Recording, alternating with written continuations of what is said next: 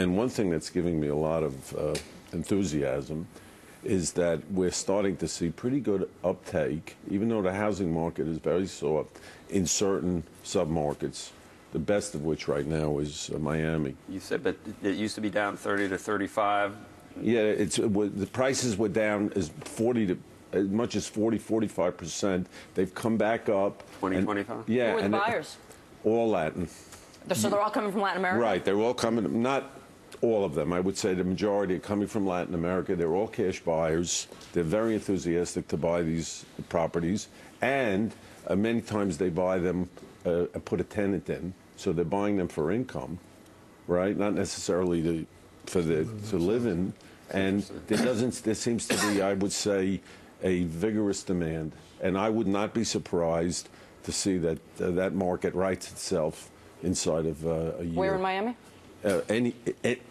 Everywhere in Miami. So I mean, it's not just the beach. It's the city.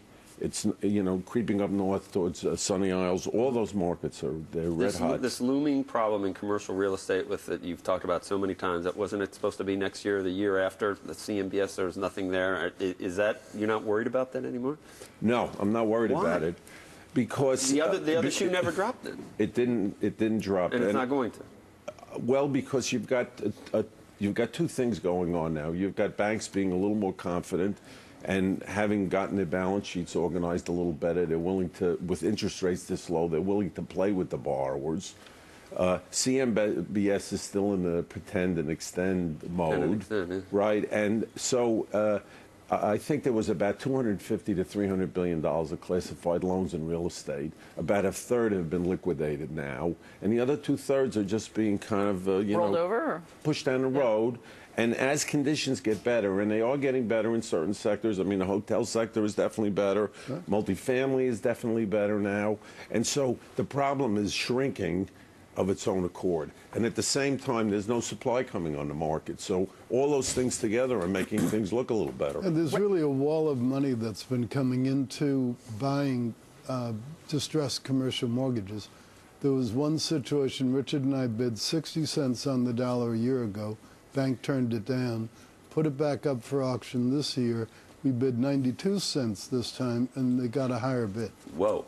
So that's an amazing turnaround. Suckers should have bid 65 last year. Yeah, no, we make a lot of mistakes. No, the bank should have sold it to us for 60 cents.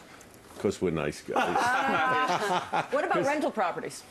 Multifamily business? Yeah, I'm just thinking, like, are kids finally moving out of their parents' apartments? Yes, or they... that's you're gonna stand on their health care, though. There's a fantastic demographic trend right now because the population between 18 and 34 is abnormally large. Those are your rental audience. Okay. And many of them couldn't get jobs. They're getting jobs now. And what's the first thing they do is they race out of mom's house because they don't want the thumb on the activities. So that's definitely happening.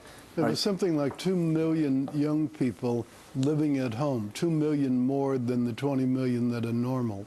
And so there's another couple million prospective tenants that'll find a place to live other than the home. Yeah, not quite Italy yet. But meanwhile, the construction pipeline is very constricted right now. Sons never leave. It's Latin families. Children never move out until they get married. I saw your eyes light up when you're thinking about buying a condo in Miami now. I know you're immediately thinking about that. It's still a good time because prices are discounted, and they're still being discounted below replacement cost. And also, when you said cash buyer, I mean that is no problem. There's still a lot of empty buildings. Piles of them. No, right near Aventura. No, there are not. That's what everybody thinks. I've driven by. I look up at these buildings. But somebody owns those apartments. Right. Even though you think they're empty. Right. Somebody's bought those apartments. Yep. But the right price, they want to sell them. They bought them underwater. They didn't buy them to live in them. They bought them to rent them, and they're being rented. All right, cool.